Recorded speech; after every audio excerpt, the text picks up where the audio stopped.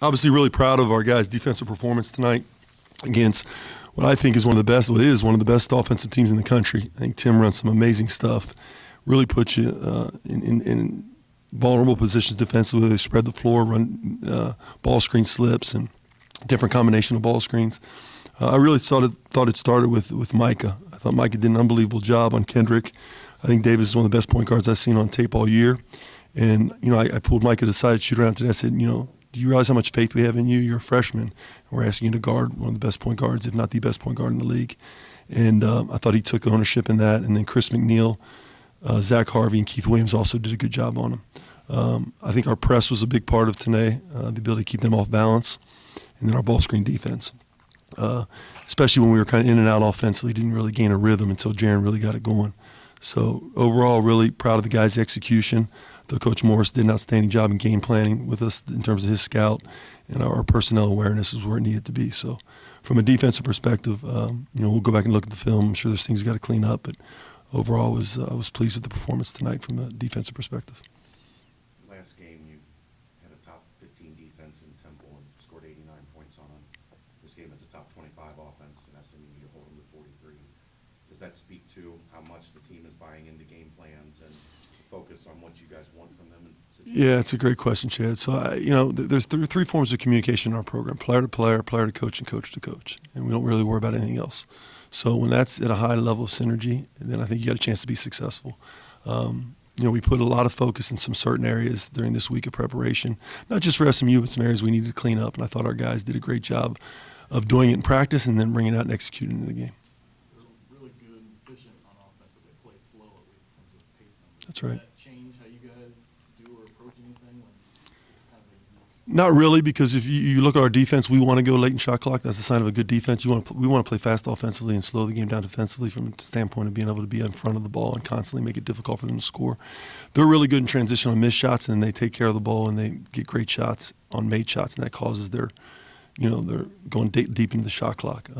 But their efficiency numbers are off the charts. And listen, they missed some shots. I mean, the Mike was 2 for 12, 2 for 9. That's never happens. It may not happen again this year. I'd like to think we had something to do with it. Jaren scored 28. He's flexing on TV camera, getting the crowd going, feeding off the energy. It felt like, how much fun for you and this team is it to watch him take over a game like he did tonight? Well, it was great. From a coaching perspective, you always want guys. I mean, if you can get a scoring output like that, you get a good chance to win. And he felt it tonight, and he got great shots. A few of the threes were a little deeper than I anticipated them being, but he was in rhythm. And then a lot of it was defense to offense, some of the defensive plays that he made. So it was fun watching him. Certainly I think he does a great job of getting his teammates involved as well. And we needed him to take over because we weren't extremely efficient offensively. Chris Vogt didn't play the games he normally plays and finish around the rim like he normally does. And obviously, Keith got in a little bit of foul trouble. We had some guys off the bench to typically give us more. They gave us a lot defensively, which is the main thing, but offensively, we'll get more out of them going forward. Earlier this year, you mentioned you're waiting to see Jaren flourish and be the player everyone knows he can be the last 3 years here. Are you starting to see in this stretch of conference play that he's 100% healthy and being the preseason conference player of the year that everyone expects? Yeah, I mean, he's definitely healthy, and he's got, listen, I didn't coach him before, so everybody says what Jaren looked like before. I'm not sure what that was, okay, but I know what I see now, and a big part of them putting him on the ball more was the fact that he was in great shape, and he had some pop, he felt healthy, and he was able to do the things he's capable of doing. And, I say it all the time, great players have the ability to make the game easier for others. For example, me, I couldn't make the game easier for anybody, okay? There's certain guys, Kendrick Davis is the world, Jaren Cummings is the world, they make the game easier for others. The game just flows better when they're playing well. And I think Jaren's in that place right now. After the Memphis game, about you had to go to your bench at one point and kind of flattened out, especially in the first half, you were able to steal some minutes. I think you went full 5 We did. bench guys. And does that talk to the progress maybe they've made?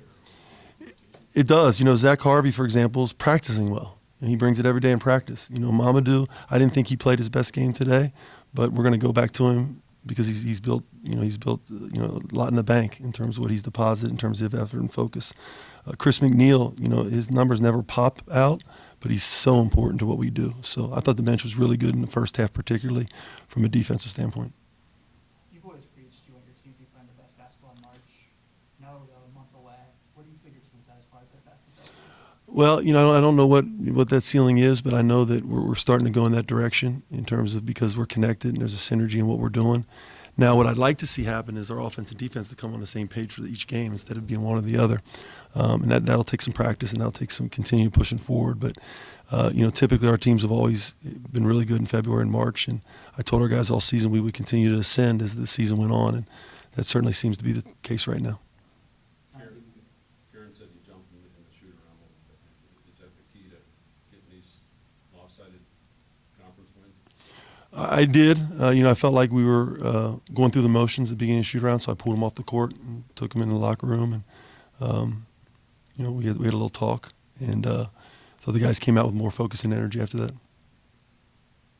you preach to your guys how important an opportunity like Saturday is, a conference game, top 25 team, or you want to pick your team at the end of the year, or is it just business as usual? How do you approach it? Well, the approach we've taken this year, and I haven't typically done this every year, is, we've done in groups of two. Each week is 2 games, pretty much. So, we got 2 games. We need to go 2-0 this week. That's the goal. And we're 1-0 now.